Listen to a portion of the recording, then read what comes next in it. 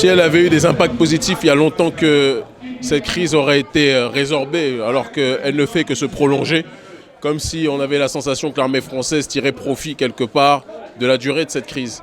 Nous partons du principe qu'une armée qui n'a pas été capable, partout où elle est allée, de mettre fin au conflit ou de mettre fin aux crises, et qui au contraire a contribué à la création de cette crise, ce n'est pas une armée sur laquelle on peut compter pour résoudre la situation sécuritaire au Mali.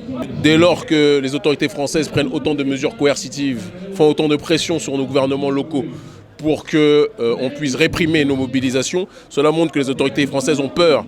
Et quand la peur est présente, c'est que la peur change de camp.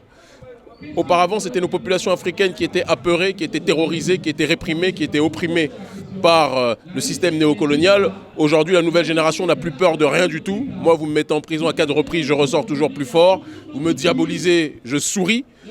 On me persécute, je souris toujours. Nous sommes debout, nous n'avons peur que de Dieu, nous n'avons peur de personne, nous n'avons pas peur de la France. Nous mettrons la France-Afrique à terre pour le bien-être des Africains et pour le bien-être aussi des prolétaires français, parce que cette problématique n'est pas une problématique de couleur, c'est une problématique d'oppression vis-à-vis des peuples dans leur globalité.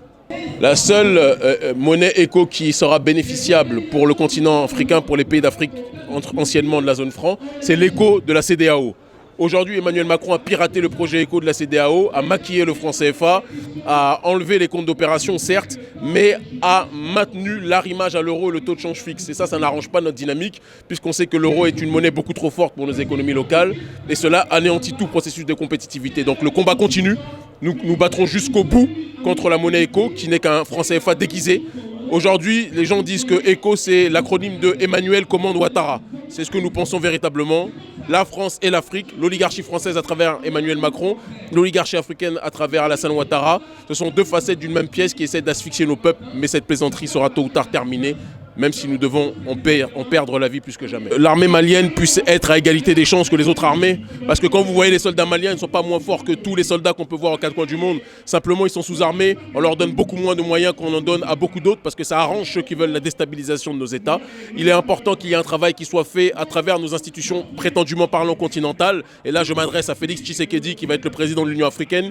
Il est temps que le dirigeant de l'Union africaine prenne ses responsabilités et comprenne que quand un pays africain est touché, c'est toute l'Afrique qui est touchée. Et qu'on arrête de faire la manche vis-à-vis d'autres nations étrangères qui ne convoitent qu'une seule chose. Ce n'est pas le bien-être des Africains, mais les ressources africaines de manière générale, quelles que soient ces puissances étrangères. Nous voulons ce que la CEDEAO voulait depuis le départ, à la base, contrairement à l'UMOA. Nous voulions une monnaie à taux de change flexible, arrimée à un panier à devises, pour s'adapter aux différentes variations de l'économie en tant que telle. Et si vous voulez une finalité réelle, nous sommes dans la logique du dinar or de Muammar Kadhafi, qui nécessite une réappropriation de nos ressources en tant que telle pour pouvoir adosser la nouvelle monnaie, le nouveau système monétaire aux ressources qui sont les ressources africaines de manière générale. Mais ça nécessite un travail de fond sur le terrain néocolonial, détruire le néocolonialisme en tant que tel, pousser à la souveraineté aussi sur le terrain des réappropriations de nos ressources. C'est un travail de longue haleine et donc en tant qu'étape, la monnaie taux de change flexible arrimée à un panier à devises nous paraît être la bonne étape transitoire.